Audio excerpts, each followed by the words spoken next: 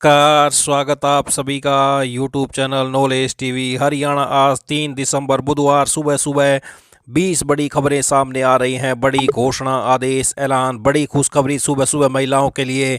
आइए देखते हैं क्या है पूरी जानकारी। हरियाणा की सबसे तेज, सबसे सटीक जानकारी के लिए सब्सक्राइब करना ना भूलें। तो चलिए देखते हैं आज हरियाणा से 20 बड़ी खबरें, घोषणा, ऐलान। पहली बड़ी घोषणा, सभी महिलाओं के लिए बड़ी खुशखबरी। हरियाणा में लाडो लक्ष्मी योजना की दूसरी किस्त आज जारी हो सकती है। तो आज शाम तक आपके खातों में पैसा आ सकता है। लाडो लक्ष्मी योजना की दूसरी किस्त।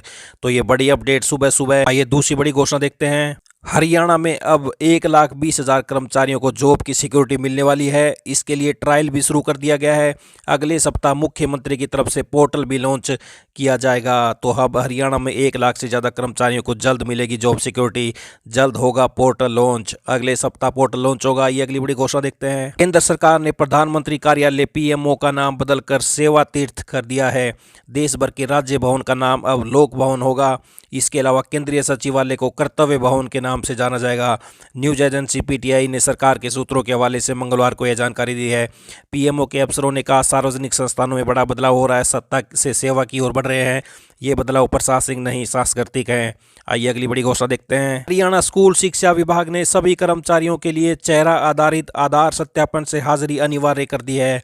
यह व्यवस्था यूआईडीएआई के सहयोग से विकसित की गई है। गाइडलाइन और जानकारी उपलब्ध है। सभी फील्ड और मुख्यालय में कार्यरत कर्मचारी अब अपनी हाजिरी फेस रिकॉग्निशन के माध्यम से दर्ज करेंगे। इसमें लापरवाही बर्दाश्त नहीं की जाएगी। आइए अगली बड़ी घोषणा देखते हैं। आमजन को अब प्रत्येक वर्ष अपना परिवार पहचान पत्र पीपीपी रिन्यू करना अनिवार्य होगा। फैमिली आईडी में दर्शाई गई वार्षिक आय के आधार पर मिलने वाली सरकारी सेवाएं रिन्यू न करवाने पर बंद हो जाएंगी। मानव सूचना एवं संसाधन विभाग ने पोर्टल पर फैमिली आईडी रिन्यू कराने का विकल्प उपलब्ध कराया है। आवेदक को हर वर्ष अपनी फैमिली आईडी में दर्ज जानकारियों को दुरुस्त करने के बाद उसकी प्रति समय सत्यापित कर पोर्टल पर अपलोड करनी जरूरी है। जानकारी अपडेट न होने पर परिवार पहचान पत्र निष्क्रिय हो जाएगा। आइए अगली बड़ी घोषणा देखते हैं। समाज कल्याण विभाग ने बुढ़ापा पेंशन लेने वाले 1,715 बुजुर्गों की सूची तैयार की है, जिनमें से कुछ फिलहाल किसी कारणवश पेंशन नहीं ले पा रहे हैं। समाज कल्याण विभाग ने स्पष्ट किया कि इन बुजुर्गों को पेंशन को रेगुलर कराने के लिए 2 महीने का समय दिया गया है। यदि निर्धारित समय सीमा के भीतर पेंशन धारक अपनी स्थिति को सुधारने में नाकाम रहते हैं तो न केवल उनकी पेंशन पूरी तरह से बंद की जाएगी, बल्कि अब तक ली गई पेंशन की रिकवरी भी की जाएगी। विभाग ने इस कदम को सही जानकारी न देने और गलत जानकारी के आधार पर पेंशन प्राप्त करने वालों के खिलाफ एक कड़ी कार्रवाई के रूप में देखा है। तो ग्रामीण क्षेत्र के स्तर पर ब्लॉक कार्यालय में बने पेंशन संबंधित विभाग कार्यालय में जाकर पेंशन पर लगी अस्थायी रोक के कारण जान सकते हैं। उदाहरण के तौर पर यदि फैमिली आईडी में पात्रता से अधिक इनकम है तो संबंधित सीएससी सेंटर या क्रीड कार्यालय में जाकर इसे ठीक करवा लें और पेंशन विभाग को इसके बारे में सूचित कर दें। रिकॉर्ड ठीक होने के बाद पेंशन शुरू कर दी जाएगी। आधार वेरिफिकेशन जरूरी है। कुछ पेंशन धारकों की पेंशन आधार वेरिफिकेशन नहीं होने के कारण रुकी है। इसके लिए उन्हें अपना संबंधित पेंशन विभाग कार्यालय में जाकर अपना आधार वेरिफिकेशन और फेस लाइव फोटो करवाना जरूरी है। इसके लिए विभाग की ओर से पेंशन धारकों को फ़ोन पर सूचित किया जा रहा है। इसके बाद पेंशन रेगुलर हो सकेगी। आइए अगली बड़ी घोषणा देखते हैं। सरकारी विद्यालयों के विद्यार्थियों को विभाग की निःशुल्क साइकिल योजना का लाभ लेने के लिए अपनी जेब से रुपए खर्च करने पड़ेंगे। चूंकि विभाग की ओर से साइकिल लेने के लिए जो राशि दी जा रही है उतने में ट्रायल साइकिल आती है। विभाग की ओर से साइकिल लेने के लिए यह 2 किलोमीटर दूर से आने वाले विद्यार्थियों को दी जाती है, लेकिन बाजार में साइकिल के दाम की अपेक्षा यह करीब आधी है। 2 किलोमीटर से दूर से स्कूल आने वाले विद्यार्थियों को विभाग की ओर से साइकिल दी जानी है, लेकिन विभाग साइकिल न देकर विद्यार्थियों के खातों में राशि जारी कर देता है। इससे पहले जिला स्तर पर विभाग की ओर से साइकिल मेला लगाया जाता था। इसमें विद्यार्थी साइकिल पसंद करते थे और विभाग की ओर से इसके लिए राशि दी जाती थी। इसमें यह होता था कि विद्यार्थी विभाग के बजट से बाहर की साइकिल पसंद करते थे। तो शिक्षा विभाग की ओर से छात्रों को दिए जा रहे हैं 3100 और 3300 रुपये। बाजार में 5,000 से कम नहीं है साइकिल की कीमत।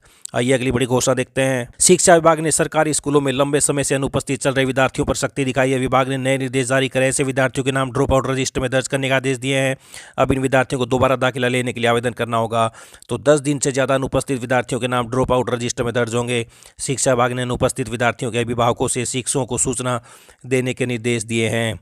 लंबे समय से छुट्टी पर चल रहे विद्यार्थियों पर कार्रवाई के निर्देश। आइए अगली बड़ी घोषणा देखते हैं। एसआईआर मुद्दे पर जारी गतिरोध खत्म हुआ। 9 दिसंबर को लोकसभा में होगी चर्चा। स्पीकर की पहल पर बुलाई गई सर्वदलीय बैठक में बनी सहमति। राष्ट्रीय गीत वंदे मातरम के 150 वर्ष पूरे होने पर 8 दिसंबर को होगी विशेष चर्चा।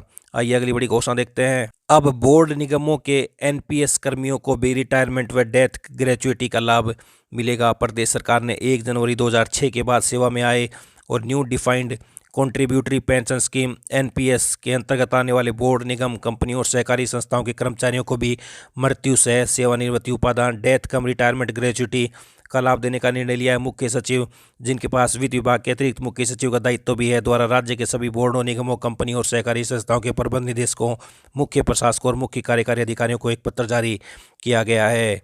आइए अगली बड़ी घोषणा देखते हैं। पीएम इंटर्नशिप में पहले साल 2066 ने ही पूरी की। लक्ष्य था 1,25,000 का। तो क्यों दूरी बना रहे हैं उम्मीदवार? फीडबैक सर्वे में 3 कारण मिले हैं। उम्मीदवार 5 से 10 किलोमीटर की दूरी के बीच ही इंटर्नशिप चाहते हैं। सामान्य कौशल के लिए 12 महीने की इंटर्नशिप ज़्यादा है। इंटर्नशिप में शिक्षण प्रशिक्षण से मिसमैच भूमिका मिली है। तो लक्ष्य 1,25,000 का। पीएम इंटर्नशिप में पहले साल 2066 ने ही पूरी की। आइए अगली बड़ी घोषणा देखते हैं। करनाल स्थित भारतीय गेहूं एवं जौ अनुसंधान संस्थान ने प्राकृतिक खेती के लिए गेहूं व जौ की 268 किस्मों पर शोध शुरू किया है। गेहूं की 198 जीनोटाइप पर ट्रायल होगा। इनमें हरित क्रांति से पहले की 57 किस्में, साल 1965 से 2020 की 16 किस्में और साल 2000 बाद की 42 किस्में शामिल हैं।